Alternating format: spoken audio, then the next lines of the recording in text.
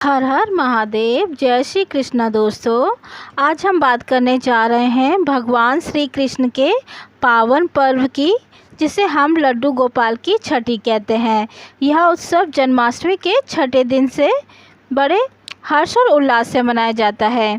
इस दिन कृष्ण के बाल स्वरूप की पूजन होती है और बाल स्वरूप की छठी पूजन की जाती है। लड्डू गोपाल की छठी कब है?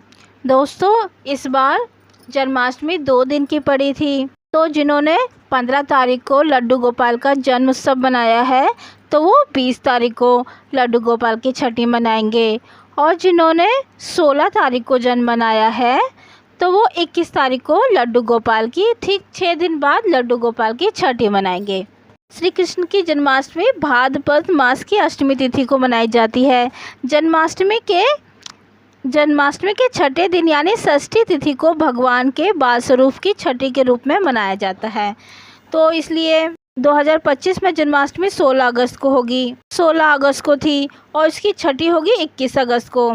जैसा कि मैंने आपको बताया, जैसे हर घर में बच्चे के जन्म के छठे दिन छठी पूजन होती है, उसी तरह भगवान श्री कृष्ण की छठी भी होती है। इसे बाल कृष्ण के स्वरूप, जीवन, लंबी आयु और भक्तों की समृद्धि का प्रतीक माना जाता है। कहते हैं इस दिन जो भक्त लड्डू गोपाल की सेवा और पूजन करते हैं, उनके घर में कभी दरिद्रता, कलेश और रोग प्रवेश नहीं कर पाता है। तो आइए जानते हैं step by step Laddu Gopal की छठी कैसे करनी चाहिए।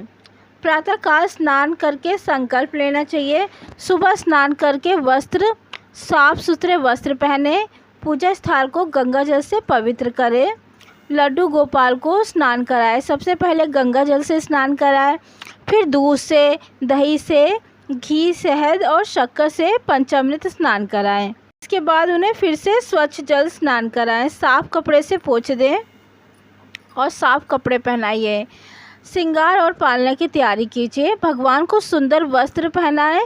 भगवान को पीले वस्त्र बहुत पसंद है। पीले रंग के कलर की वस्त्र आप उन्हें भेंट करें। बाल स्वरूप में मोर पंख जरूर उन्हें दें। पायल दें, हार, बांसुरी, बंसी से सजाएं और उनको बंसी जरूर दें। हो सके तो बांस की जो असली बांसुरी होती है वो ला के दें उन्हें।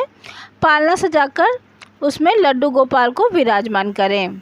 56 भोग अगर आप नहीं लगा पाए हैं जन्माष्टमी पे किसी कारणवश, तो आप इस टाइम पे उसने 56 भोग का प्रसाद लगा सकते हैं, भोग चढ़ा सकते हैं। और छठी पर चावल की खीर विशेष रूप से मान्यता होती है, और कड़ी चावल विशेष रूप से मनाए जाते हैं, तो कड़ी चावल ज़रूर बनाएं। और इसके बाद आरती, भजन, कीर्तन, दीप जलाकर दीप धूप से नैवेद्य से पूजन करें। श्री कृष्ण का भजन करें। श्री कृष्ण को काजल लगाएं। श्री कृष्ण को काजल लगाएं और जो नजरिए होते हैं नजरिए पहनाएं और उनकी नज़र उतारें। इस तरीके से श्री कृष्ण का छठी पूजन किया जाता है। संतान सुख के लिए यदि संतान की कामना है तो इस दिन लड्डू गोपाल को सफ़ेद माखन और मिश्री का भोग लगाएं। परिवार की खुशहाली के लिए चावल की खीर बनाकर घर परिवार में बच्चों को खिलाएं। और समृद्धि के लिए छठी के दिन गरीब और ब्राह्मणों को खीर, माखन, मिश्री या फल या वस्त्र का दान करें। संतोष और शांति के लिए शाम को दीपक जलाकर श्री कृष्ण के मंदिर में रखें, और इसमें घर की शांति को सौभाग्य बढ़ाता है। आइए छोटी सी कथा है जो सुनते हैं। कहानी मिलती है जब नंद बाबा यशोदा जी के घर बाल कृष्ण का जन्म हुआ तो छठे दिन पूरा गोकुल झूम उठा। ग्वालने और ब्रज की स्त्रियां घर घर से दूध, दही, माखन, लड्डू और फल लेकर आई और कृष्ण की छठी का पर्व मनाया। तभी से परंपरा बन गई है जन्माष्टमी के छठे दिन भगवान की छठी मनाना बहुत ही शुभ और कल्याणकारी होता है। छठी पूजन से संतान सुख और परिवार की दीर्घायु और स्वास्थ्य की प्राप्ति होती है। घर में धन, धान्य, ऐश्वर्य और अन्न की कभी कमी नहीं रहती। यह पर्व न केवल भक्तों की भक्ति और आनंद देता है बल्कि कृष्ण की बाल लीलाओं को भी याद कराता है।